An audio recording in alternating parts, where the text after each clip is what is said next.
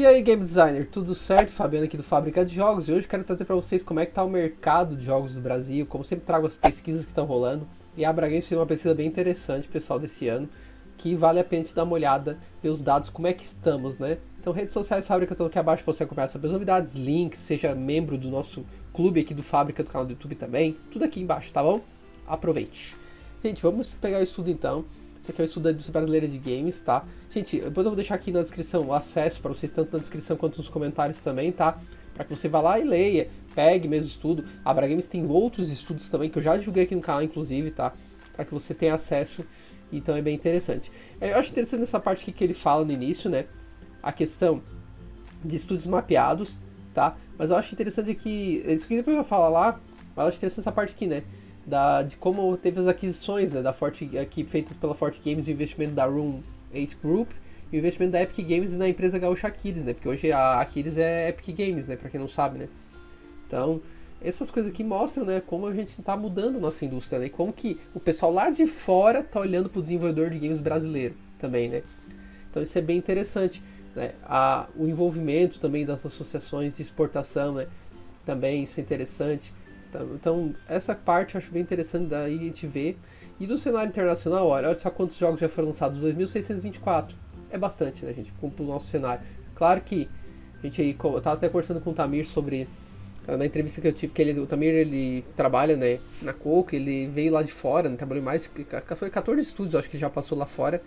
E ele tava comentando que falta pro brasileiro ainda ter essa cultura de criar um jogo que seja, sei lá, o Super Mario do Brasil, né? E assim vai, né? Os grandes jogos, né? O StarCraft brasileiro, por aí vai, né? Isso, claro, leva um tempo, mas acho que nós estamos já conseguindo estúdios que estão ganhando esse porte para fazer esse tipo de jogo, o que é muito importante, né? É interessante ter essas pessoas que tragam essa visibilidade, além do indie, né? Também, então é bem interessante. O faturamento, aqui fala também dos desenvolvedores que subiu para 65%, quando considerados estúdios que o faturamento no exterior era maior que 50%. Então, cresce a questão dos jogos lançados, né? Então aqui a gente vê, né, a evolução do número de desenvolvedoras, né? 2023 já tem 1042, 1009, e assim, né, a gente tem que considerar que é uma indústria que está se mantendo estável, né, e está tendo crescimento, por mais que o crescimento está indo a passos devagar, ocorre, mas está crescendo, está se mantendo firme, né, gente, porque vamos ver a situação que a gente está vendo atual, né? É uma situação bem complicada, econômica, de guerra e tudo, e pensando mundialmente falando. Então, é interessante ver que a gente está... E é interessante também que ele cita aqui o fato do que o Brasil é destacado no relatório na parte artística e também na engenharia e codev, né? Isso aqui é muito interessante, essa parte de codev também, porque muita gente às vezes tem estúdios, às vezes que fazem parcerias de desenvolvimento para desenvolver. Então, eu preciso de uma parte de desenvolver do jogo, então busca um estúdio brasileiro para fazer parcerias, para fazer uma parte do jogo, né? Ou para fazer um projeto em específico, então isso é legal, tá? É algo que a gente vê que tem, e também muita dev que trabalha fora mesmo, para empresas de fora do país. Eu conheço gente que trabalha para empresas de Londres, também para Madrid, e por aí vai, né? E de fato facilita mesmo, né? Isso é bastante corriqueiro já, tá? Estados Unidos também, claro, né? Canadá e por aí vai. Aqui os estúdios também dão um panorama dos estúdios, mas não mudou tanto, tá, esse panorama. Até eles falam aqui que, na verdade, teve lugares que, tipo, o Norte perdeu 1% nessa pesquisa, o Sul também perdeu, se não me engano, 1%, e outros ganharam 1%, que foi o caso do Nordeste, por exemplo. Então, assim, não mudou muito essa configuração de que empresas estão concentrando. O Sudeste ainda predomina, né? Depois vem o Sul, né? Depois vai indo, né? Nordeste, Centro-Oeste e Norte. Né, vai tendo isso aí não mudou muita coisa não da distribuição das desenvolvedoras no país, né? Ainda assim o Sudeste é o que mais tem mesmo. Tava vendo até questão de cursos de graduação no EMEC, né, que é onde registra isso. No Sudeste tem muito mais cursos acontecendo. Santa Catarina tá vendo os presenciais, muito poucos, muitos entrando em extinção, né, no meu estado. Então Santa Catarina tem que ainda batalhar bastante ainda para firmar essa parte de educação, né? Mas é interessante ver já uma manutenção disso, né? Porque é difícil a gente manter uma empresa, então tu vê essa manutenção é interessante. Presença internacional também, a gente vê bastante vendas internacionais acontecendo, né? Veja que aqui é 58% de 169, dá 169. Aqui era quase a mesma coisa, mas eram 113 empresas só, então cresceu, teve um crescimento, né? E tem muitas que já pensam ali, se não me engano, falam no estudo de 1 a 2 anos já se internacionalizar. né? Então, ou já tem representação pública, ou tem empresa formalizada no exterior, então isso é interessante, porque é empresas que estão crescendo e mirando no mercado internacional, né? Então isso é bem interessante observar, né? Eu recomendo de novo, gente, que você faça a leitura lá do documento, porque vai dar detalhes, né? Esse aqui, lembrando, gente, que isso aqui é uma versão resumida, vai ter a versão completa depois, tá? Esse aqui é o fact sheet. Depois vai ter o completo mesmo, vai trazer mais informação ainda do que você está vendo aqui, né? Então é bem interessante observar, ou pelo menos olhe os gráficos e tenta interpretar um pouquinho, né? Mas claro que é interessante sempre ler, né? Porque para entender as informações. Em termos de game engines, pelo menos ali é 1,5 estão usando, ou seja, tem estúdios pelo menos com 2 game engines trabalhando ali, alguns até com 3, 8% com 3 ou mais, né, engines. É legal isso, né, ver que as pessoas estão ficando refém de um engine, até porque depois da polêmica da Unity lá, né, então é bom ter outros estúdios trabalhando em outros também, né. Então a Unity ainda continua em disparada, Unreal tá ali, Blender Engine tá em terceiro, né, a Construct aparecendo aqui também, ó, interessante, né, a Construct tá aparecendo. E aí depois vai em tecnologia própria, Game Maker, Godot. Ó, a Godot aqui, ó, o Class Spindle vibrou com essa parte aqui, ok? Né? E aqui vai indo, ó, todos e até outros 7,9%, né? Então é bem interessante. Questão de qualidade e diversidade ainda predomina os homens, né? Mas mulheres estão aqui já, né? Aparecem, mas de fato ainda falta muito, né? E também já tem os pessoal que se identificam como não binário aparecendo aqui nas estatísticas também, tá? Também em termos de formação aqui ele fala, né, a questão da a formação dessa força de trabalho, né, é concentrada em instituições privadas, o que é normal, gente, tá? Porque muita gente curso de jogos, muitos são formados, a maioria tem muita gente que é de jogos, né? E também a faculdade, então muito curso de jogos é da faculdade privada. E fora que também faculdade pública, infelizmente, não é acesso para qualquer um, tá? Então, o mais fácil acesso ainda é a faculdade privada para a maior parte das pessoas aqui no Brasil, né? Então acaba que acontecendo isso, né? Também a existência de pessoas pretas, indígenas, deficientes, neurodiversas, estrangeiras, refugiadas, trans e com mais de 50 anos, ó.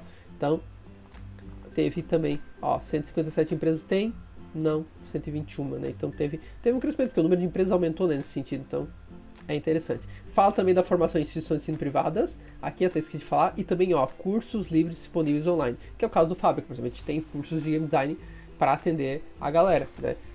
Porque assim, gente, game design é uma área que todo mundo tem que saber um pouco, né? Todo mundo tem que ter uma noção, pelo menos. Se você vai seguir ou não para a área. Aí se depois você quer aprofundar, é outros 500, né? Mas então, game design... depois vocês vão ver ali que o game design tem um crescimento bem interessante mesmo. Tá? Então é bem legal isso. Tá? Cerca de 140 instituições de ensino superior, ó, 40% sendo localizadas no Sudeste. Tá? Isso é bem interessante. Também observar a participação de mulheres também no ensino superior, ó, até 2010 atingia 3%, e esse número praticamente quadruplicou, chegando a 12%. Então as poucas as coisas caminham, gente, é o que eu sempre digo, sabe? A maior parte ainda está utilizando a propriedade intelectual própria, as empresas, né? Então, propriedade intelectual própria, arte própria, o jogo próprio, é nesse sentido, propriedade intelectual, tá? Mas, ó, licencia API para terceiros, para outras empresas. Eu, por exemplo, trabalhei muito tempo com jogo corporativo. Então a propriedade intelectual que eu cedia para terceiros, né? Então era muito comum isso, né? Que eu prestava um serviço para ele de desenvolvimento de jogos, né? E aqui aparecem outras bem interessantes para dar uma olhada também, tá? Aqui é o tipo de aspectos relacionados à propriedade intelectual, que tipo de serviço está sendo feito, né? Olha só game design, 47%, tá? E outros serviços, ó, protótipo, construção de design de níveis, né? Você vai vendo aqui, ó, tem desenvolvimento de software, interface de usuário, design de aplicativos, narrativa, roteirização, ó, interessante, né? Tem aparecido, ó, gamificação, tá? Que é outra área também aí, e por aí vai, ó. Então tu vai vendo que estão se mantendo, né? Umas cresceram, outras estão se mantendo. Então isso é importante para ter o pessoal aí, pra ter a contratação do freelancer, né? Algo que a gente faz muito, né, gente? Isso é bastante comum. Eu sou um desse contrato freelancer, tá? Ó, os serviços, as atividades mais realizadas pelas desenvolvedoras também: arte, gamificação, animação, serviços de software geral e TI, produção de conteúdo, consultoria, roteiro, olha aí, ó, publicação e por aí vai, ó. Os jogos de tabuleiro, olha aqui, ó, que interessante. Jogos de tabuleiro, né? Então tu vai vendo que as coisas vão caminhando ali, tá bem interessante. Fontes de receita também, ó, bem interessante. A maior parte continua predominando jogos de TV, mas eu acho interessante isso aqui, ó, gente. Pouca gente atuando em jogos educacionais de adver game. Cara, mas é chato, não sei. Mas, cara, dá dinheiro? Dá. Tá? É um mercado que tem uma ampla falta de profissionais, e que dá uma grana legal, tá? Dá uma grana boa. Então é interessante, né? Pouca gente atuando, né? Então é de se pensar, né? É de se pensar. Também plataformas eles também mapearam, ó, então computador ainda, smartphone tá ali, né? Consoles, ó, interessante o número de consoles também, web, bastante web também. Que na verdade muito da origem do nossa área começa mesmo com smartphone, PC, web, né? Começou muito nisso, os consoles, mas os consoles já tem 18 já. Né? Realidade virtual aparecendo um pouco já. Então isso é o que mais está já acontecendo, né? E ó, o que gera mais receita. Computadores, smartphone, web. Ó, o que mais gera receita é de computador. Depois smartphone. Realidade virtual ainda tá começando também, mas isso muda o tempo. Web pouco. Gente, web eu trabalhei bastante tempo com o jogo web e de fato, às vezes tem que fazer um preço de banana pra conseguir, sabe? Então não é tão lucrativo. E muitas vezes é corporativo, às vezes é jogo simples. Então é bem complicado, tá?